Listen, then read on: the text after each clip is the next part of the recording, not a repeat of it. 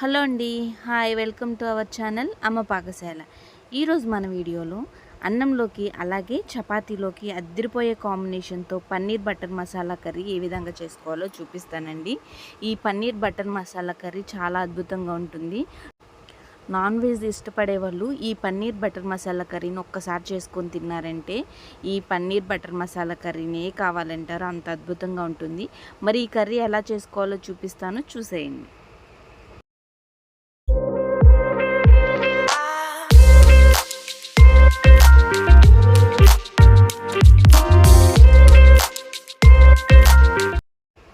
Paneer butter masala curry చేసుకోవడానికి ముందుగా ఒక మిక్సీ జార్ తీసుకొని దానిలో పెద్ద సైజు టమాటాలని ఒక 4 వరకు కట్ చేసుకున్నానండి.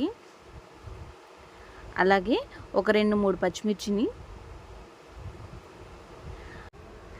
పొట్టు తీసుకున్న 4-5 వరకు వెల్లుల్లి రెమ్మలను తీసుకున్నాను.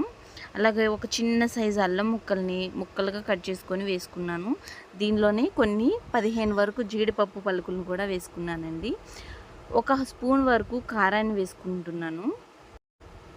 ఇప్పుడు వీటి మొత్తాన్ని మెత్తగా పేస్ట్గా చేసేసుకోవాలి. కొద్దిగా వాటర్ కలుపుకుంటా పేస్ట్ చేసేసుకోండి.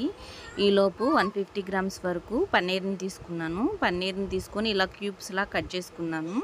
కట్ చేసుకున్నాక బాండి పెట్టుకొని దానిలో కొంచెం బటర్ వేసుకుంటున్నానండి. కుకింగ్ బటర్ ఇది. బటర్ కరిగిన తర్వాత దానిలో కొద్దిగా పసుపుని, అలాగే కొంచెం ఉప్పుని, అలాగే కొంచెం కారాన్ని వేసుకొని ఇప్పుడు మనం తీసుకున్న పసుపు, ఉప్పు, కారం ఒకసారి కలిసిపోయిన తర్వాత మనం ముందుగా కట్ చేసి పెట్టుకున్న పన్నీర్ ముక్కల్ని వేసేసుకోవాలి. వేసుకొని చక్కగా మంచి కలర్ వచ్చేంత వరకు వేయించుకోవాలి.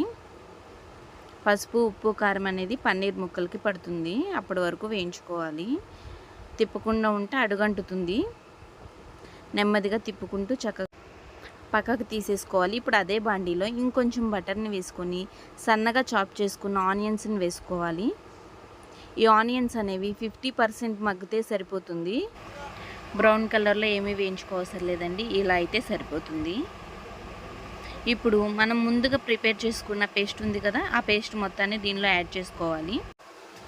ఈ కర్రీని పచ్చి వాసన పోయేంత వరకు వేయించుకోవాలి.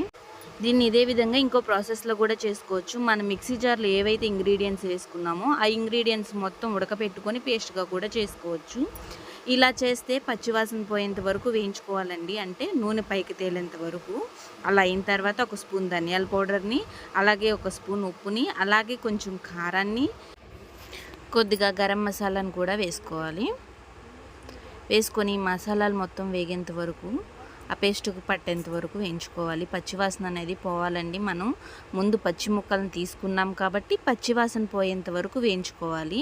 నూనె చూసారు కదా, ఈ విధంగా పైకి తేలింది. ఇప్పుడు పచ్చివాసన కూడా పోతుంది.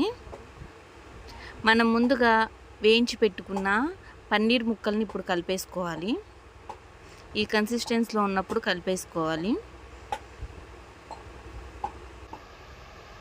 ఇప్పుడు వేసుకోవడం వల్ల పన్నీర్ ముక్కలకి ఉప్పులు, కారాలు అనేవి బాగా పడతాయి. పన్నీర్ ముక్కల్ని ఒక 2 నిమిషాల వరకు ఇలాగే మగ్గించుకోవాలండి. మగ్గించుకున్న తర్వాత కొద్దిగా వాటర్ యాడ్ చేసుకోవాలి. గ్రేవీ కోసం మనకి ఎంత కన్సిస్టెన్సీలో కావాలో గ్రేవీ అంత కన్సిస్టెన్సీలో దించుకోవాలి. నేనైతే ఈ కన్సిస్టెన్సీలో దించుకుంటున్నానండి. ఇట్లా అయితే బాగుంటుంది. రైస్లోకి, చపాతీలోకి చాలా బాగుంటుందండి. అంతేనండి, చాలా సింపుల్గా పన్నీర్ బటర్ మసాలా కర్రీ చేసేసుకోవచ్చు అండి. ఎవరైనా చేసుకోవచ్చు. దీన్ని ఒక సర్వింగ్ బౌల్లోకి తీసేసుకుంటున్నాను. టేస్ట్ అయితే అదిరిపోతుందండి. నాన్ వెజ్ తినేవాళ్ళు కూడా ఒక్కసారి ఈ కర్రీని తిన్నారంటే నాన్ వెజ్ని పక్కన పెట్టేస్తారు, అంత అద్భుతంగా ఉంటుంది. మీరు కూడా ఒకసారి ట్రై చేసి కర్రీ టేస్ట్ ఎలా వచ్చిందో నాకు కింద కామెంట్ సెక్షన్లో కామెంట్ చేయండి. నా వీడియో కనుక మీకు నచ్చినట్టయితే లైక్ చేయండి, షేర్ చేయండి, సబ్స్క్రైబ్ చేయండి. బెల్ సింబల్ నొక్కడం అస్సలు మర్చిపోవద్దు. Thank you for watching.